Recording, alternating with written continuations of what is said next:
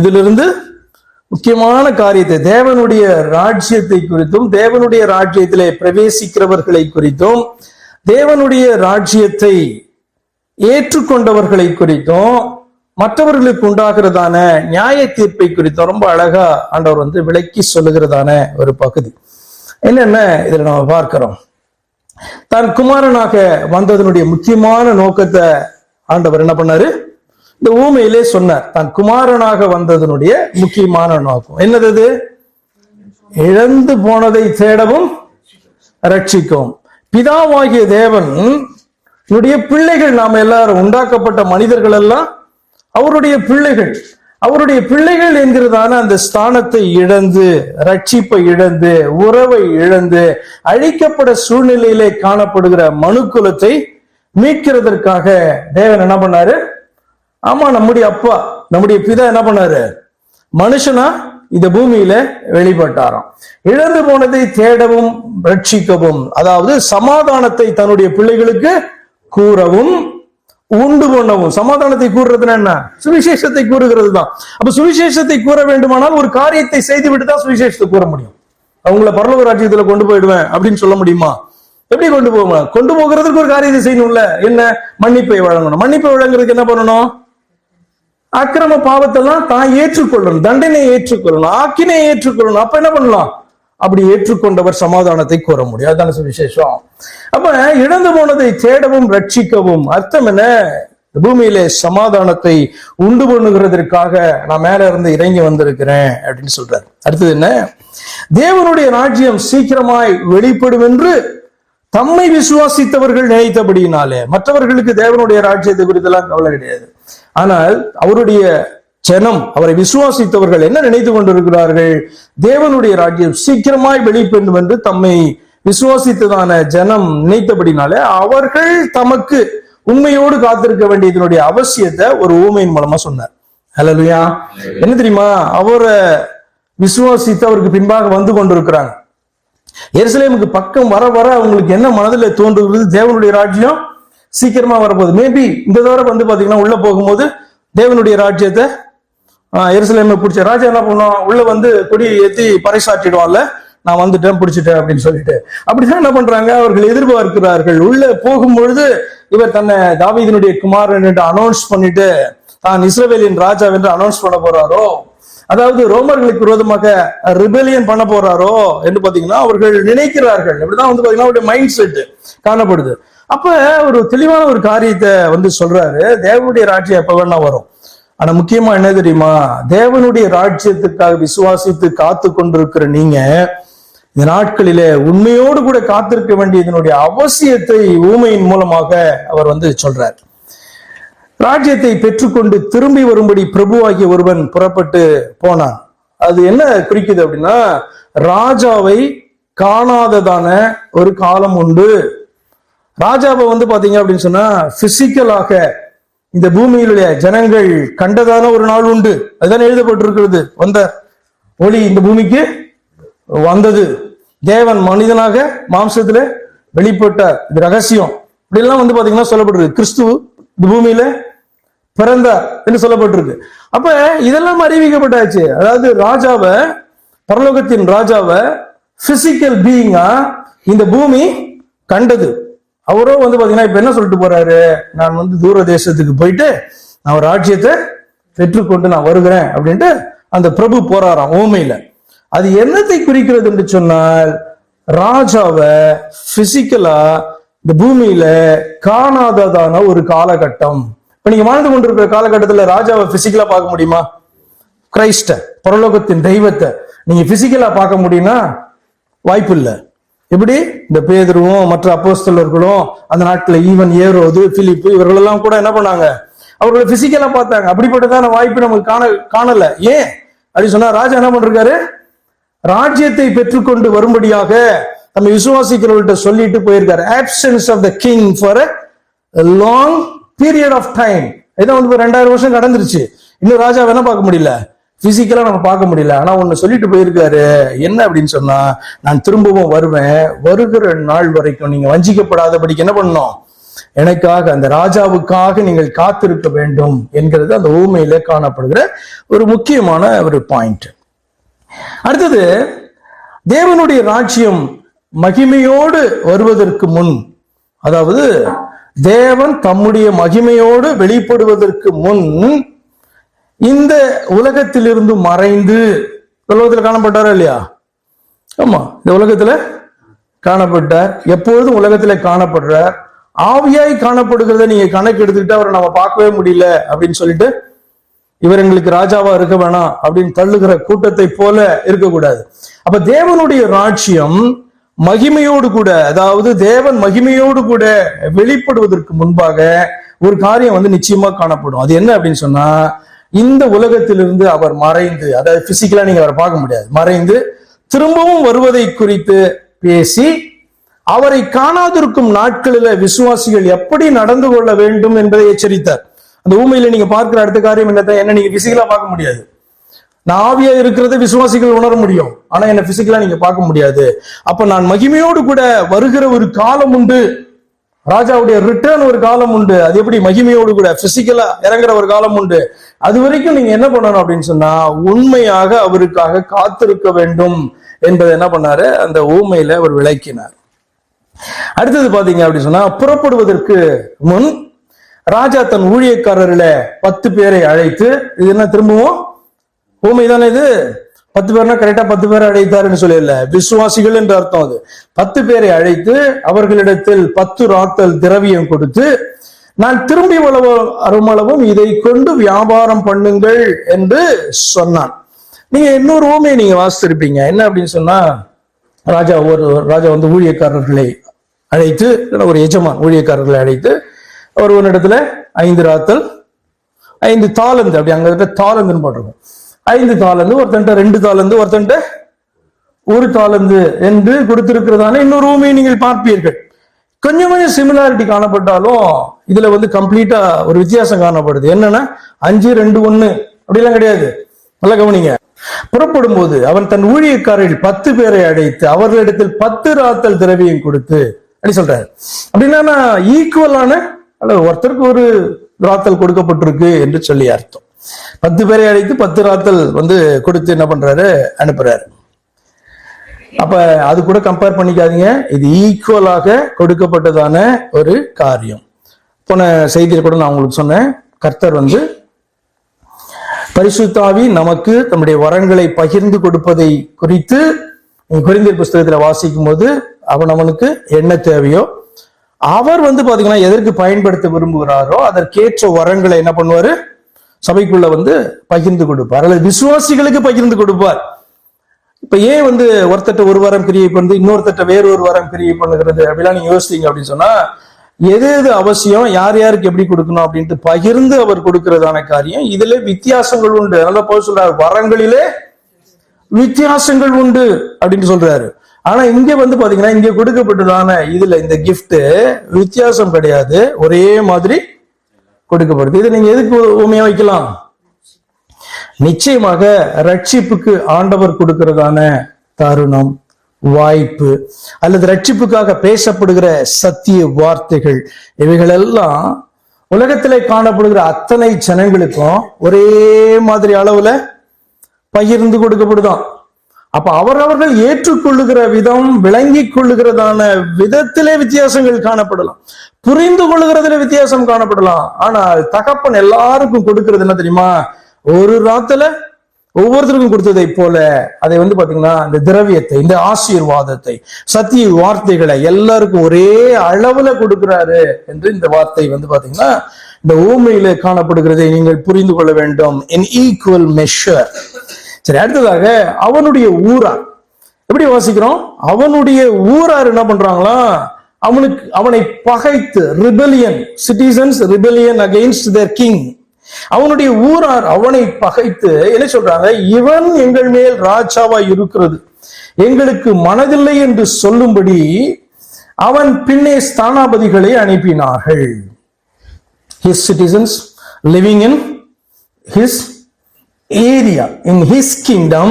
இவர்கள் பாத்தீங்கன்னா அந்த ஊழியக்காரர்கள் அல்ல, இவர்கள் அவிசுவாசிகள், அந்த இடத்துல ஊழியக்காரர்கள் சொல்லப்பட்டிருக்குது. விசுவாசிகளை குறிக்கிறது. 10 பேர் அழைத்து கொடுத்தான்ல, அது விசுவாசிகளை குறிக்கிறது.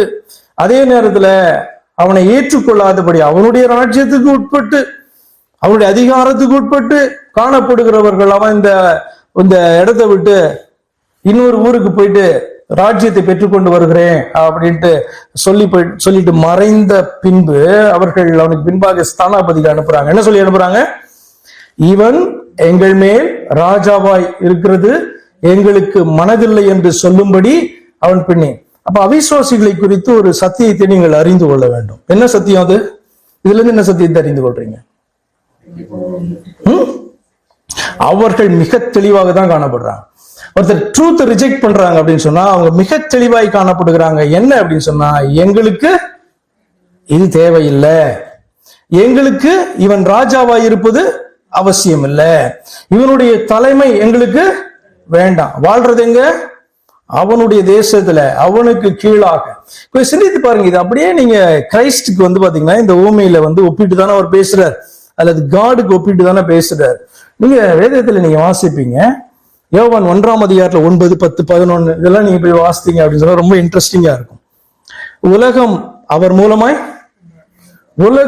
மூலமாய் உண்டாயிற்று, அவர் உலகத்தில் இருந்தார், எப்பயுமே உலகத்துல இல்லாம அவர் இல்லை, எப்பயுமே உலகத்துல ஆவியா எல்லா இடத்துலயும் நிறைந்தவராக அவர் காணப்படுகிறார். உலகம் அவரால் உண்டாயிற்று, உலகத்தில் அவர் இருந்தார். உலகமோ வாசித்துலாமா? அது ரொம்ப அழகான வார்த்தை. 9ஆம் வசனத்துல எப்படி வாசிக்கிறோம்? 10ல உலகம் அவர் உலகத்தில் இருந்தாரு, உலகம் அவர் மூலமாய் உண்டாயிற்று, உலகமோ அவரை அறியல. அவர் உலகத்தை உண்டாக்கினவர், ஆனா உலகத்துக்கு அவரை தெரியல. நமக்கு யாருக்காவது அப்படி இருக்கா நிலைமை? நம்ம அவரால் உண்டாக்கப்பட்டோம், அவர் நமக்கு தெரியல அப்படின்ற சூழ்நிலை இருந்துச்சு ஒரு காலத்துல. இன்னைக்கு எனக்கு தேவனை தெரியாதுன்ட்டு சொல்லக்கூடாது. அடுத்து பாத்தீங்கன்னா, அவர் தமக்கு சொந்தமானதிலே வந்தார். இந்த உலகம் யாருடையது? யார் உண்டாக்கினாரோ அவருடையது. அவர் தமக்கு சொந்தமானதிலே வந்தார், அவருக்கு சொந்தமானவர்களோ அவருக்கு சொந்தமானதுல வராரு, அவருக்கு சொந்தமானவர்களோ அவரை ஏற்றுக்கொள்ளவில்லை. ஆனா எப்படி ரட்சிக்கப்பட முடியும்? அடுத்த வருஷம் சொல்லுகிறது, அவருடைய நாமத்தின் மேல். யாரு? உலகத்தை உண்டாக்கின அவருடைய நாமத்தின் மேல விசுவாசம் உள்ளவர்களாய் அவரை ஏற்றுக்கொண்டவர்கள் எத்தனை பேர்களோ அத்தனை பேர்கள் தான் தேவனுடைய பிள்ளைகள் என்கிற அதிகாரத்தை அவர்கள் பெறுகிறார்கள். அவர்களுக்கு தான் அந்த உறவு உண்டாகிறது, அவர்கள் தான் அந்த சமாதானத்தை பெறுகிறார்கள். பாருங்க, இந்த ஜனங்க என்ன பண்றாங்க? அவனுடைய ஊரா இவன் எங்கள் மேல் ராஜாவை இருப்பது எங்களுக்கு மனதில்லை என்று சொல்லும்படி அவன் பின்னே சாணாதபடி. அவர் உண்டாக்கின இந்த பூமி வேணும், அவர் உண்டாக்கினதான சகலமோ மனுஷனுக்கு வாழ்கிறதற்கு வேணும். இவனுக்கு தெரியாதானா? தெரியும், இவர் தான் என்னுடைய ராஜா, இவர் தான் என்னை உண்டாக்கின தெய்வம். பல பேர் என்னை உண்டாக்கல, ஒரே ஒருத்தர் தான் என்னை உண்டாக்கினார், சுப்ரீம் பீயிங், அவர் தான் தெய்வம், அவர் தான் என்னை ரட்சிக்கிறதுக்கு இந்த பூமியில வந்தார். நான் தான் பார்த்தீங்கன்னா ராஜா என்று அறிவிக்கிறதற்கு வந்தார். ஆனா அவர் அந்த பக்கம் அப்படி போன பிறகு அவரை கண்ணில் பார்க்க முடியல. உடனே பாத்தீங்கன்னா அவர்கள் என்ன பண்றாங்க? மிக தெளிவாய் ஒரு முடிவெடுத்து, இவன் எங்கள் மேல் ராஜாவாய் இருப்பது எங்களுக்கு மனதில்லை அப்படின்ட்டு சொல்லி என்ன பண்றாங்க? அனுப்புறாங்க. சரி, ராஜ்யத்தை பெற்று ராஜா திரும்பிய போது ஃபர்ஸ்ட் என்ன பண்றாரு அப்படின்னு சொன்னா, திரவியத்தை பெற்ற ஊழியக்காரர்களை முதலாவது அழைக்கிறார். எல்லாருக்கும் ஈக்குவல் அளவு கொடுத்தாருல்ல, ஏற்றுக்கொண்டார்கள் அல்லவா, அவர்களை என்ன பண்றாரு? அழைக்கிறார். அழைத்து அதுல ஒவ்வொருத்தரா வராங்க. அதுல முதலாவது அழைக்கப்பட்டவன் அவன்கிட்ட விசாரிக்கும் போது அவன் உண்மை உள்ளவனாக காணப்பட்டான், அதற்குரியதான பலனை பெற்றான். என்ன பலன்? அவனுக்கு அதிகாரம் கொடுக்கப்படுகிறது, தேவ ராஜ்யத்திலே பிரவேசிக்கிறவனாய் காணப்படுகிறான் இல்லையா? அதான் அதனுடைய அர்த்தம். இரண்டாவது அழைக்கப்பட்டவன் அவனும் உண்மை உள்ளவனாக காணப்பட்டான். விசாரிக்கும் போது தெரியுது என்ன பண்ணான், எப்படி வாழ்ந்தான் அப்படின்ட்டு. அவனும் அதற்கேற்ற பலனை அவன் பெற்றான். மூன்றாவதாக அழைக்கப்பட்டவன் உண்மையற்றவனாகவும் கீழ்ப்படியாதவனாகவும் போலியான தெய்வ பயம் உடையவனாகவும் காணப்பட்டான். அப்படித்தானே? அவன் சொல்றான்ல, உமக்கு பயந்து நான் என்ன பண்ணல, இப்படியாக உம்முடைய திரவியத்தை நான் வைத்திருந்தேன் அப்படின்னா அர்த்தம். உமக்கு ரொம்ப பயந்து நான் இப்படி வாழ்ந்தேன் இந்த பூமியில, நீர் விரும்பினபடி, நீ சொன்னபடி, நீ எதற்காக எனக்கு இந்த வாழ்க்கையை தந்திருக்கிறீரோ அப்படி வாழாதபடிக்கு உமக்காக பயந்து நான் இப்படி வாழ்ந்தேன் என்று சொல்லி அவன் என்ன பண்றான்? தேவனை குறித்த ஒரு தவறான புரிதல், அல்லது தன்னுடைய எஜமான ராஜாவை குறித்த ஒரு தவறான புரிதல். எதற்காக இவர் நம்மளை வாழ விட்டு இருக்கிறார், எதற்காக இந்த திரவியத்தை எல்லாருக்கும் கொடுக்கிற அளவு எனக்கும் கொடுத்து வைத்து இருக்கிறார் அப்படின்றதெல்லாம் பாத்தீங்கன்னா புரிந்து கொள்ளாம, அறிந்து கொள்ளாதபடிக்கு தான் ரொம்ப அவனுக்கு பயந்து, அந்த ராஜாவுக்கு பயந்து செயல்பட்டதாக அவன் சொல்லுகிறான். ஆனால் அவன் பாத்தீங்க அப்படின்னு சொன்னா அதற்கேற்ற பலனை அவன் பெற்றான். என்ன அப்படின்னா அழிவு. இது அவிசுவாசிகளோடு கூடதான அழிவை ஒரு விசுவாசியானவன் பெறுகிறான். பார்த்து கொள்ளுங்க. அடுத்து பாத்தீங்கன்னா இந்த வசனத்துல நீங்க ஒரு காரியத்தை பார்ப்பீங்க, கொஞ்சத்தில் உண்மையாய் இருத்தல்.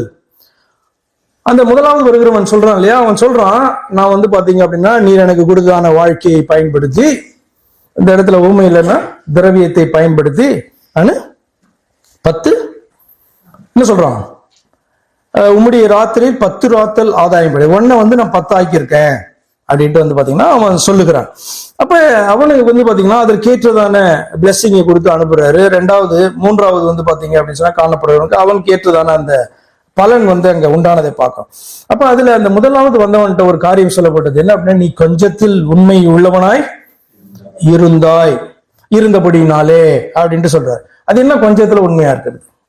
ரெண்டாவது வந்தவனும் உண்மையா, அவன்கிட்ட அந்த வார்த்தை சொல்லப்படல, ஆனா உண்மையா அவனும் கொஞ்சத்துல அவன் உண்மையாக காணப்பட்டான் என்பது உண்மை. அப்ப என்னுடைய கேள்வி என்ன அப்படின்னா, கொஞ்சத்திலே உண்மை உள்ளவனாய் இருந்தாய், உனக்கு நான் இதை கொடுக்குறேன் அப்படின்னு சொல்றாருல்ல. அப்ப இந்த கொஞ்சத்துல உண்மையா உள்ளவனாய் இருத்தல்னா என்ன அர்த்தம், எப்படி புரிந்து கொள்ளுகிறோம்? நமக்கு கொடுக்கப்பட்ட காரியத்தில், சிம்பிளா சொல்லணும்னா நமக்கு கொடுக்கப்பட்டதான காரியத்தில் நாம உண்மை உள்ளவர்களாக நம்ம காணப்படணும் அப்படின்னு அர்த்தம். ரொம்ப ஆழமாக நீங்க பார்ப்பீங்க அப்படின்னு சொன்னா இந்த பூலோக வாழ்க்கையில, ஏன்னா இந்த என்ன உண்மை, தேவனுடைய ராஜ்யத்தை குறித்ததான உண்மை, தேவனுடைய ராஜ்யத்துல பிரவேசிக்கிறதை குறித்த ஒரு உண்மை, தேவன் நமக்கு கொடுத்ததான வாழ்க்கையை பத்தி தானே உண்மை. அப்படி இருக்கும்போது கொஞ்சத்திலே உண்மை உள்ளவனா இருக்குன்னா, இந்த பூலோக வாழ்க்கையில் உண்மை இல்லை என்றால் எப்படி பரலோக வாழ்க்கையை கொடுக்க முடியும்? உனக்கு ஒரு லைஃப் கொடுத்துருக்கேன், இதுக்கு பேர் என்ன லைஃப், டெம்பரரியோ என்னவோ லைஃபா இல்லையா? இது ஜீவன். இன்னொரு ஜீவனை குறித்து பேசுறாரு, அதுக்கு பேர் என்ன? அது டெம்பரரி கிடையாது, நித்தியம். அது ஃபார் எவர், எவர் லாஸ்டிங். அதுக்கு பேர் நித்திய ஜீவன். இந்த வாழ்க்கையில நம்ம பெற்றிருக்கிறது என்ன? ஜீவன். இல்லைன்னா உங்கள்கிட்ட நான் பேசுவானா இல்லையா? மரித்து போனவங்கள்ட்ட நான் பேசணுமா என்ன? இல்ல நான் மரித்து போயிருந்தா பேச முடியுமா? மரித்தவர்கிட்ட பேச முடியாது, மரித்து போனவர்களும் பேச முடியாது. நம்ம ஜீவன் உள்ளவர்களாய் காணப்படுகிறபடிதான் நம்ம பேசிக் கொண்டு இருக்கிறோம். அப்ப ஜீவன் என்று சொன்னால் இந்த உலகத்திலே ஜீவனுடையவர்களாய் காணப்படுறோம், டெம்பரரி, நமக்கு தெரியும். அது பூலோக வாழ்க்கை டெம்பரரி. ஆனா பரலோக வாழ்க்கையை குறித்து தான் பாத்தீங்கன்னா இந்த ஊமை சொல்லுகிறது, அது என்ன பெர்மனன்ட். அப்ப இந்த பூலோக வாழ்க்கையில நமக்கு கொடுக்கப்பட்டிருக்கிற நாட்களில, அல்லது இந்த ஜீவன் உள்ள வாழ்க்கைய நாம இந்த ஜீவனை தந்த தெய்வத்திற்கு உண்மை உள்ளவர்களா இல்லை அப்படின்னு சொன்னா, சிந்திச்சு பாருங்க, எப்படி பரலோகத்துக்கு இதை கொடுக்க முடியும்? உங்கள்கிட்ட 10 ரூபா கொடுக்குறேன், 10 ரூபாய்க்கு நீங்க உண்மையா இல்லைன்னா எப்படி உங்களுக்கு 100 ரூபாய்க்கு கொடுக்க முடியும்? அப்படி தெரியா? இல்ல 100 ரூபாய்க்கு கொடுத்தா நான் உண்மையா இருப்பேன் அப்படி ஏதாவது சொல்ல முடியுமா? அப்ப உனக்கு ஏற்கனவே இந்த மனிதர்களுக்கு ஒரு வாழ்க்கை கொடுக்கப்பட்டு இருக்கிறது, ஜீவன் கொடுக்கப்பட்டு இருக்கிறது. அப்ப அந்த ஜீவனிலே உண்மையா ஒருத்தன் இல்லைன்னா கொஞ்சம் தான், அது கொஞ்சம், அதனால டெம்பரரி சொன்ன கொஞ்சத்தில். அப்ப இந்த பூலோக வாழ்க்கையில கொடுக்கப்பட்டிருக்கிற வாழ்க்கையில நீ உண்மையா இல்லை அப்படின்னா உன்னை நம்பி அல்லது உனக்கு எப்படி பார்த்தீங்கன்னா பரலோக வாழ்க்கையை எப்படி கொடுக்க முடியும் அப்படின்றது ரொம்ப சிம்பிளான கேள்வி. ஒத்துக்க முடியல. அதுதான் அந்த ஊமையினுடைய அர்த்தம். கொஞ்சத்துல உண்மையா இருந்தா, இந்த பூமியில நான் உன்னை உண்டாக்கினேன், என்னை விட்டு மனுக்குலமே விலகி போச்சு, நான் ராஜா தான், நான் பாத்தீங்கன்னா பரலோகத்துக்கு ராஜா, பூமிக்கும் ராஜா, நான் இந்த பூமியில இறங்கி வந்தேன், என்ன ராஜா ஏற்றுக்கொண்டுதான கூட்டம் என் பின்னால வந்துச்சு. ஆனா நான் இப்ப என்ன பண்றேன், அவர்களை விட்டு விட்டு நான் போக போகிறேன்.